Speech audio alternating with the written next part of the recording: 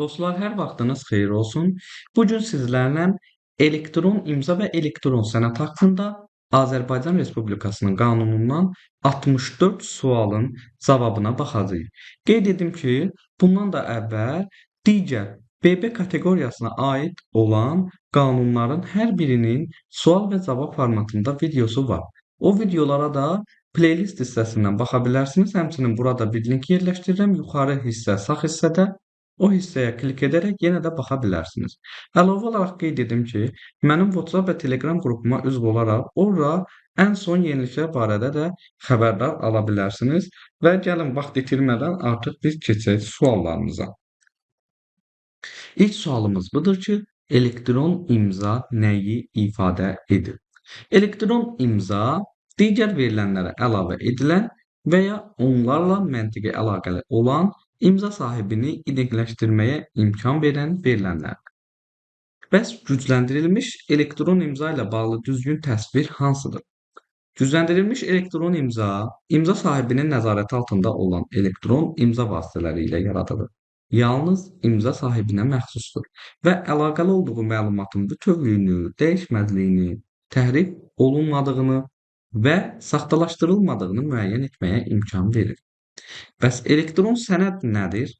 Elektron sənəd elektron formada saxlanılan kontentdir. Bura mətin, səs, görüntü və ya audio görüntü formasında da ola bilər. Yəni bu sənədləri də aid edə bilərik. Bəs elektron sənəd dövriyyəsi nəyi ifadə edir? Elektron sənəd dövriyyəsi informasiya sistemində elektron sənədin nizamlanmış hərəkəti ilə bağlı informasiya prosesləridir. Elektron sənədi göndərən şəxs kimdir? Elektron sənədi göndərən özü tərəfindən və ya adından elektron sənəd göndərilən fiziki və ya hüquqi şəxsdir. Elektron sənədi alan şəxs kimdir? Elektron sənədi alan, elektron sənədin ünvanlandığı fiziki və ya hüquqi şəxsdir. Elektron sənəd dövriyyəsi vasitəçisi burada istisnadır. Bəs elektron sənəd dövriyyəsi vasitəçisi kimdir? Elektron sənəd dövriyyəsi vasitəçisi elektron sənədi göndərən və ya alan arasında elektron sənəd dövriyyəsi xidmətlərini göstərən fiziki və ya hüquqi şəxsdir. Elektron imza hansı şərtlərdə etibarsız sayıla bilmir?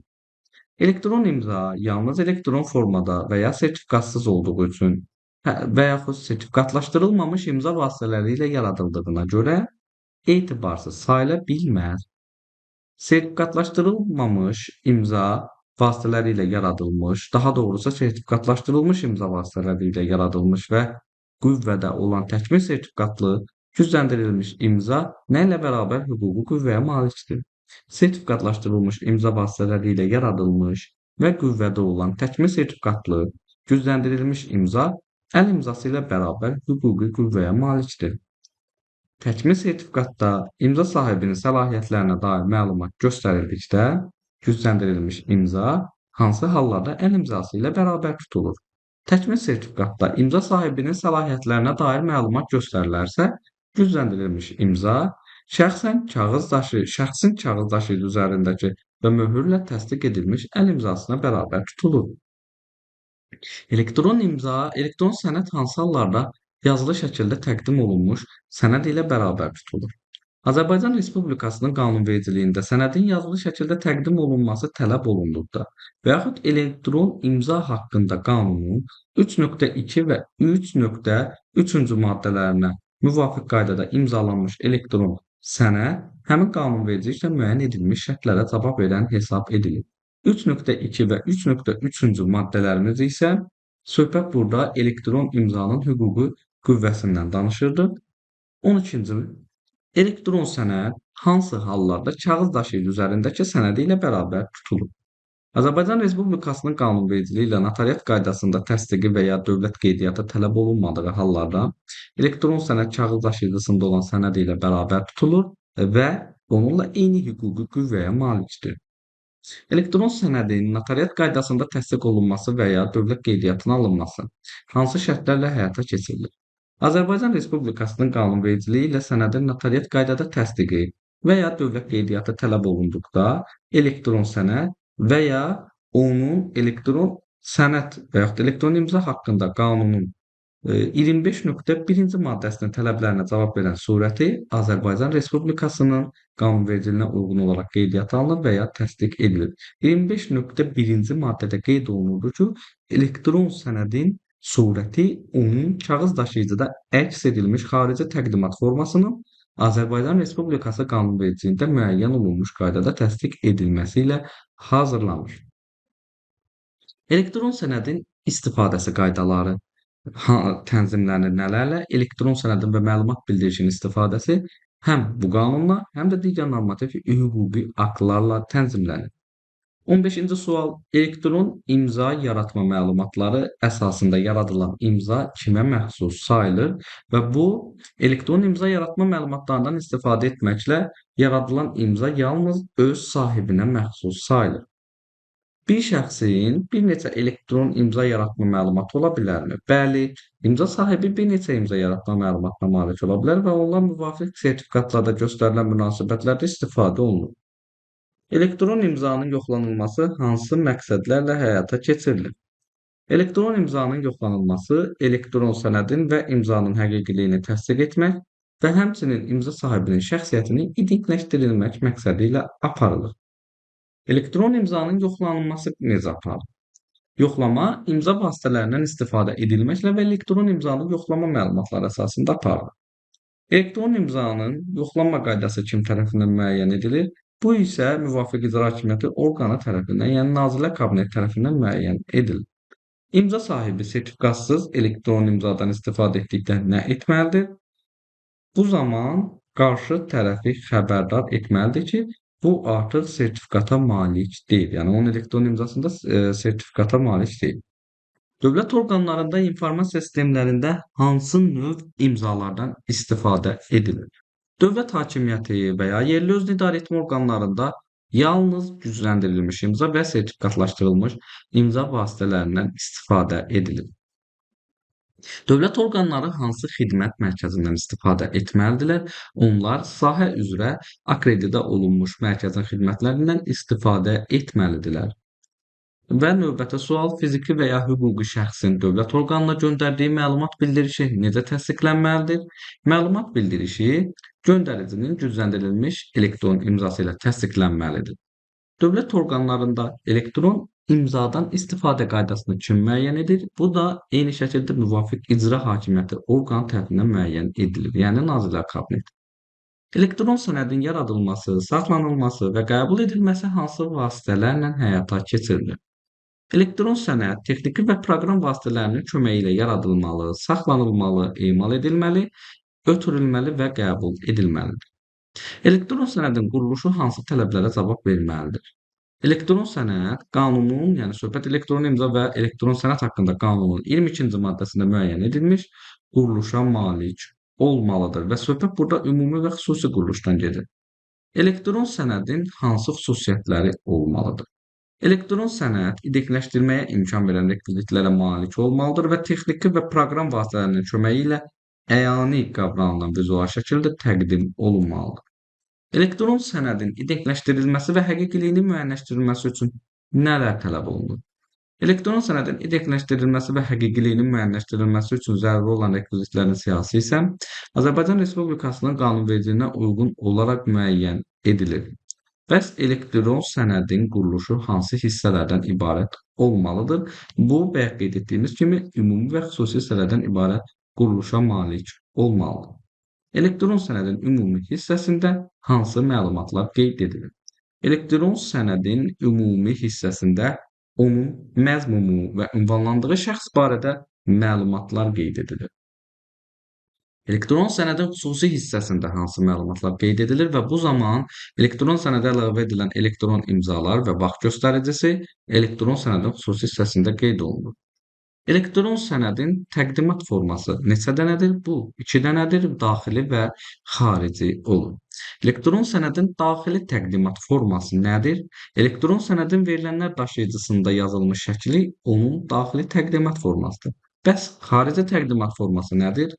Elektron sənədin verilənlər daşıyıcısından fərqli digər maddi obyektdə, məsələn, displeydə, kağızda və sair vizual şəkildə əks etdirilməsi onun xarici təqdimat formasıdır. Elektron sənədin əsli hansı formada ola bilər? Yalnız daxili təqdimat formasında ola bilər. Elektron sənədin daxili təqdimat formasında bir neçə eyni nüsxəsi varsa, bunların hüquqi qüvvəsi necə olur? Hamısı əsli hesab olunur və eyni hüquqi qüvvəyə malikdir. Elektron sənədin elektron formada surəti ola bilərmi? Xeyr, ola bilməz.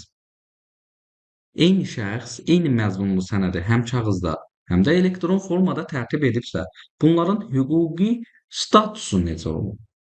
Hər biri müstəqil sənəddir və bərabər hüquqi qüvvəyə malikdir. Kağızdakı sənəd elektron sənədin surəti sayılmır, yəni bu hər biri ayrıca müstəqil olur. 39-cu sual. Elektron sənədin surəti necə hazırlanır?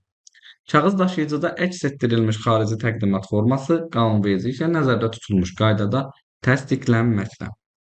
Kağızda çıxarılmış nüsxədə nə qeyd olunmalıdır? Həmin nüsxənin elektron sənədin surəti olduğu qeyd edilməlidir. Təsdiq olunmamış kağız və ya digər maddi daşıyıcıdakı nüsxələr surət hesab olunurmu? Xeyr, onlar surət hesab edilmir. Daha sonra sualımız burada. 43-cü sual. Elektron sənədin istifadəsi və dövriyyəsi hansı əsaslarla həyata keçirilir? Azərbaycan Respublikasının qanunvericiliyi, elektron sənəd dövriyyəsi subyektləri arasında bağlanmış müqavilələr. Bəs elektron sənəd mübadiləsi ilə bağlı texniki təşkilati tələblər harada müəyyən edilir? Azərbaycan Respublikası qanunvericiliyində tərəflər arasında bağlanmış müqavilədə. Bəs elektron sənəd dövriyyəsi zamanı hansı sənədləşmə qaydaları tətbiq edilir? Kargüzarlıqla bağlı mövcud qanunvericilikdə müəyyən edilmiş standart və qaydalar. Korporativ informasiya sistemlərində elektron sənədin dövriyyəsi necə tənzimlənir? Bu sistemin daxili normativ sənədləri idi. Elektron sənəd hansı hallarda göndərən tərəfindən göndərilmiş hesab olunur? Şəxsən göndərdikdə, başqasının adından səlahiyyətli şəxs tərəfindən göndərildikdə və göndərənin proqramlaşdırdığı informasiya sistemi tərəfindən avtomatik göndərildikdə. Elektron sənədin göndərəndən gəldiyinə alan necə əmin olur? Sənədin həqiqiliyi təsdiqlənməsi nəticəsində, alınma avtomatik və ya başqa vasitə ilə təsdiqləndikdə, elektron sənəd hansı hallarda göndərən tərəfindən göndərilməmiş sayılır? Göndərilməməsi barədə əgər bildiriş alınarsa, həqiqiliyi təsdiqlənməzsə və həqiqiliyin yoxlanması nəticəsində onun avtomatik təkrarı olduğu məlum olarsa, təsdiqlənmə alınmayana qədər elektron sənəd alınmış sayılırmı? Xeyr, alınmamış hesab olunur. Artıq 51-ci sualımızdayıq. Göndərən göstərilən müddətdə təsdiqləmə almazsa nə etməlidir? Bu zaman alanı məlumatlandırmalıdır və yeni təsdiqləmə müddəti təyin etməlidir. Elektron sənədin göndərilmə vaxtı necə müəyyən olunur? Əgər müqavilədə başqa hal göstərilməyibsə, sənədin göndərənin nəzarətində olmayan informasiya sisteminə daxil olduğu an göndərilmə vaxtı sayılır. Bəs elektron sənədin alınma vaxtı necə müəyyən olunur? Əgər müqavilədə başqa hal göstərilməyibsə, sənədin alanın göstərdiyi informasiya sisteminə daxil olduğu an alınma vaxtı sayılır. Göndərilmə və alınma vaxtları ilə bağlı mübahisələr yaranarsa nə edilməlidir? Bu zaman isə vaxt göstəricilərinin qeydiyyatı xidmətlərindən istifadə oluna bilər. Elektron sənədin saxlanılması zamanı hansı əsas şərtlər nəzərə alınmalıdır? Sənədin yaradıldığı, ötürüldüyü və qəbul edildiyi quruluş saxlanılmalıdır. Sənəd göndərəni, alana və göndərilmə, alınma vaxtını müəyyən etməyə imkan verməlidir. Sənəddəki informasiya növbəti istinad üçün yararlı olmalıdır və saxlanılma müddəti kağız sənəd üçün nəzərdə tutulan müddətdən az olmamalıdır. Qanunvericiliklə və tərəflərin razılığı ilə müəyyən edilən digər şərtlərə uyğun olmalıdır. 56-cı sualımız. Elektron sənədin saxlanılması üçün kimlərin xidmətlərindən istifadə edilə bilər? Maraqlıdır. Azərbaycan Respublikasının qanunvericiliyinə uyğun olaraq digər hüquqi və fiziki şəxslər, yəni bunların xidmətlərindən istifadə edilə bilər. Bəs elektron sənədin mühafizəsi zamanı hansı vasitələrdən istifadə olunur? Azərbaycan Respublikasının qanunvericiliyinə uyğun olaraq proqram və texniki vasitələrdən istifadə edilməlidir. Elektron sənəd dövriyyəsində istifadə edilən informasiya sistem və şəbəkələrində mühafizə tədbirlərinə kim cavabdehdir? Bu sistem və şəbəkələrinin mülkiyyətçisi mühafizə tədbirlərinin lazımi səviyyəsini təmin etməlidir. Korporativ informasiya sistemlərində mühafizə tədbirləri kim tərəfindən təmin olunur? Bu, ya sistemin mülkiyyətçisi tərəfindən, ya da iştirakçılar arasında razılaşmaya əsasən həyata keçirilir və qanunvericiliyə uyğun şəkildə. Tərkibində konfidensial, yəni gizli informasiya olan elektron sənədlərlə bağlı hansı tədbirlər həyata keçirilir? İstifadə qaydası və mühafizə tədbirləri Azərbaycan Respublikasının qanunvericiliyi ilə müəyyən edilir. Daha sonra bəs bununla bağlı hansı vasitələrdən istifadə edilməlidir? Sertifikatlaşdırılmış elektron imza və elektron sənəd dövriyyəsi vasitələrindən istifadə olunmalıdır. Tərkibində dövlət sirri olan elektron sənədlərin tərtibi, emalı və mübadiləsi üçün hansı ekspertiza həyata keçirilməlidir? İnformasiya sistemlərinin ekspertizası keçirilir və bu müvafiq icra hakimiyyəti orqanı tərəfindən müəyyən edilmiş qaydada aparılır. 63-cü sualımız: konfidensial informasiya təşkil edən elektron sənədlərlə işləyən şəxslər hansı tədbirləri təmin etməlidirlər? Zəruri mühafizə tədbirlərinin görülməsini təmin etməlidirlər və bu tədbirlər qanunvericiliyə uyğun olmalıdır. Elektron sənəd dövriyyəsini həyata keçirən subyektlər konfidensial informasiya məzmunlu sənədlərlə bağlı nəyi müəyyən edirlər? Müraciət və mühafizə üsullarını Azərbaycan Respublikasının qanunvericiliyinə uyğun olaraq özləri müəyyən edirlər. Bununla da 64 sualın cavabına baxmış olduq. Qeyd edim ki, hər biri qəbul tipli suallardır. Əlavə olaraq bu gün bax bu 64 sualın PDF-in mənim həm Telegram qrupumdan pulsuz şəkildə belə deyim, əldə edə bilərsiniz. Onun üçün də aşağı hissədə mənim Telegram qrupuma üzv ola bilərsiniz. Həmçinin də WhatsApp qrupuma da üzv ola bilərsiniz. Və onu da deyim ki, digər qanunlar haqqında da pulsuz PDF-ləri mən paylaşmışam. Bu, belə deyək, formatda videolarımız BA və AC kateqoriyalarını da əhatə edəcək. İzlədiyiniz üçün hər birinizə təşəkkür edirəm. Sağ olun.